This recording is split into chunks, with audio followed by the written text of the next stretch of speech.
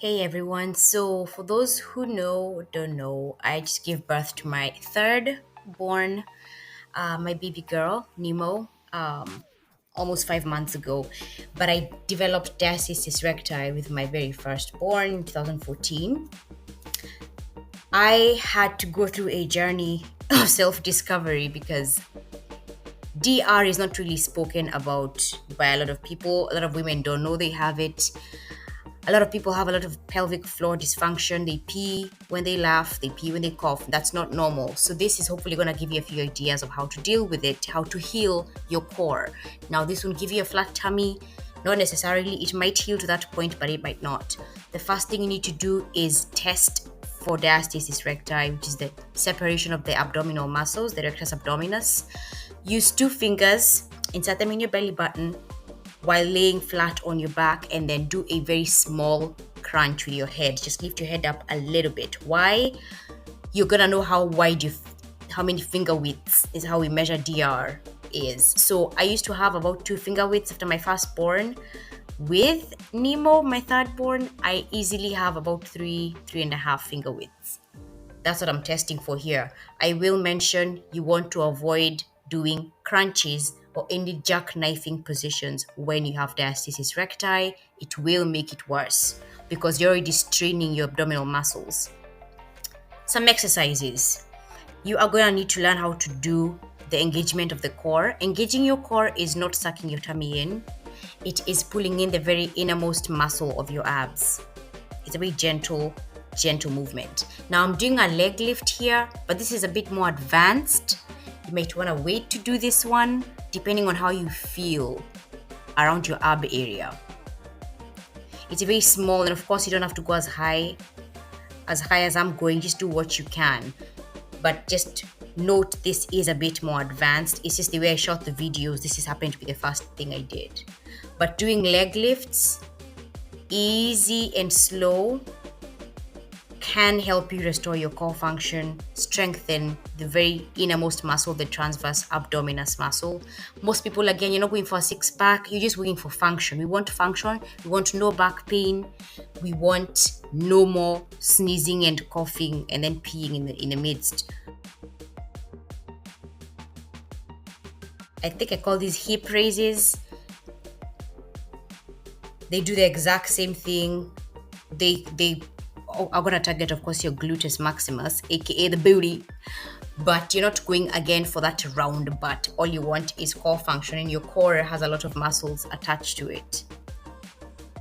Again, you're going to keep that pelvic tilt, which I'm going to get into a little later. But what you can see is I'm pulling in my very innermost muscle, my transverse abdominis muscle. I'm also doing a little bit of a tilt with my pelvis.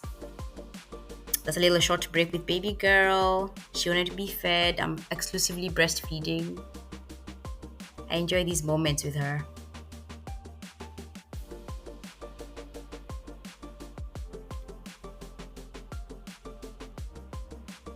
And we continue. This is how to just incorporate your baby when you're working out, because again, I work from home. I'm with my baby all of the time. So I've just learned to incorporate her into my workouts, because even if there's a gym downstairs in the apartment complex, I still have to take her with me unless I want to get childcare. If anything, she adds a little bit of a weight that helps me with the resistance. Now, this is how to do a pelvic tilt.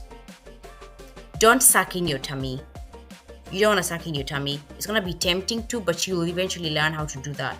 A pelvic tilt, imagine there's a string on your pelvic floor and your belly button and you're pulling it in. That's what a pelvic tilt is. You're going to maintain that position as you do what I call a heel slide. You're going to slowly slide your foot all the way down and back up. I'm holding my abs because I want to feel the movement. It's very subtle, it's very, very small, but it's very effective.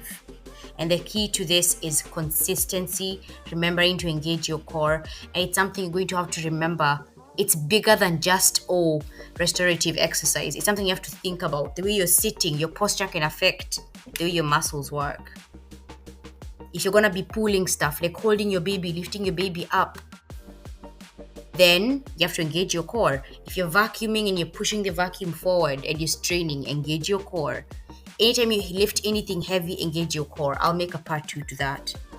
But you want to do these heel slides, I would say do about 20 repetitions, 10 on each leg, and then alternate to the other exercises.